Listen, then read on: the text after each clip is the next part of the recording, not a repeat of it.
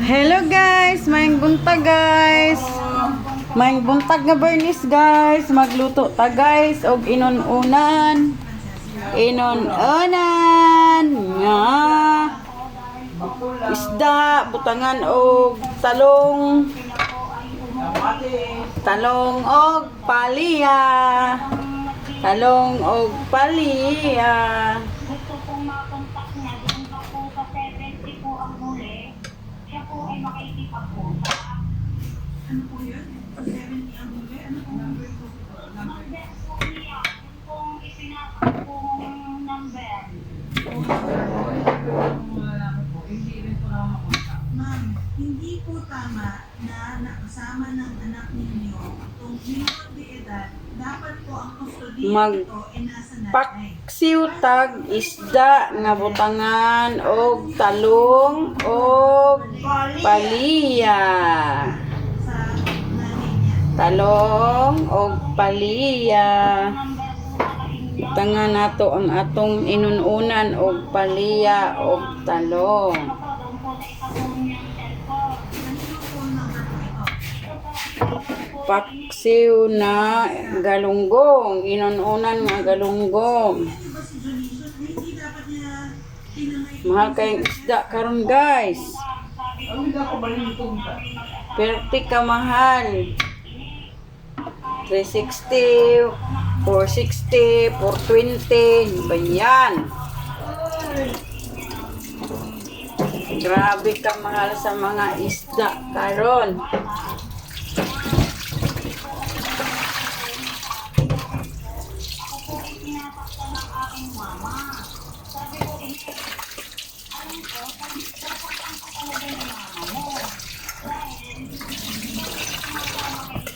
Grabe ka mahal sa isda.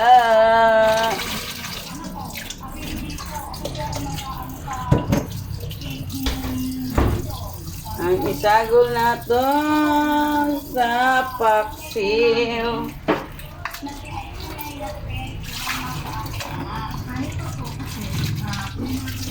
Tanga na to og sili. Kay aron lami kaayo nya magburito na yung tagbulad.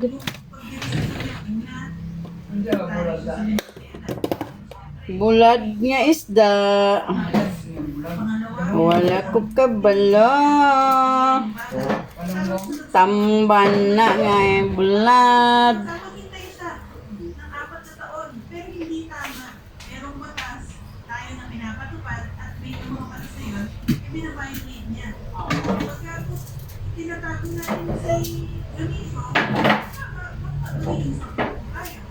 Nanay, ang gawin niyo na lang po, okay? Pauliin niyo po itong anak po ninyo at ibalik niyo po sa nanay.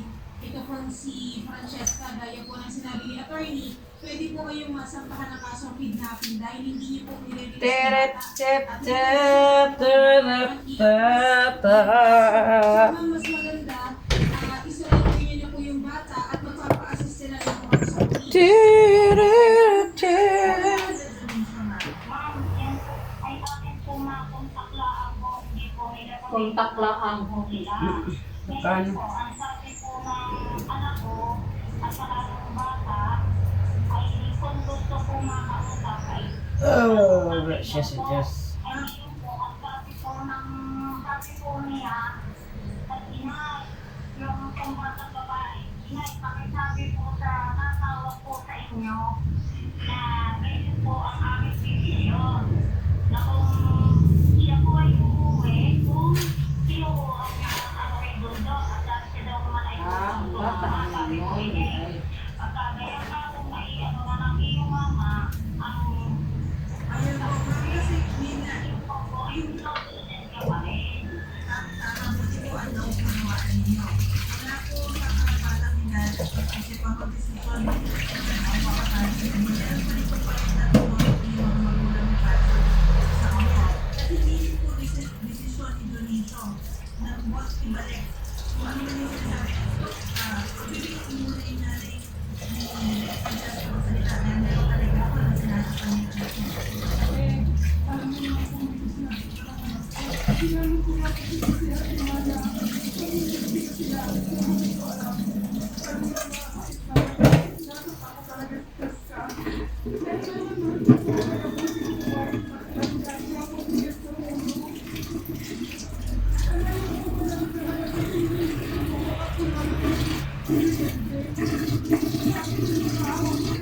Inununan nga isda, gibutangan o gulay sa ibabaw. Paliya o talong.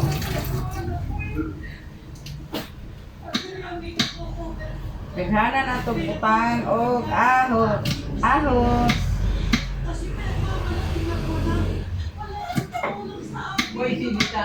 Butangan na to sili o butangan na to o oil gamay. Pada.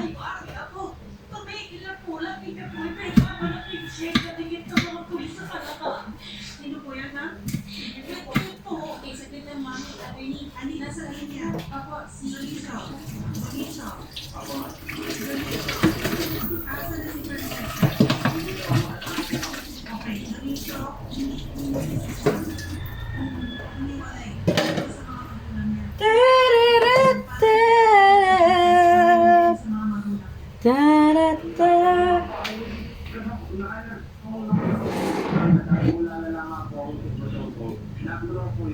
Okay.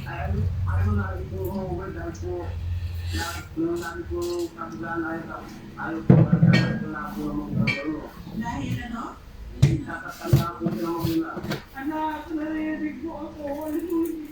Sa dilo sa tang nigap po. Ganito,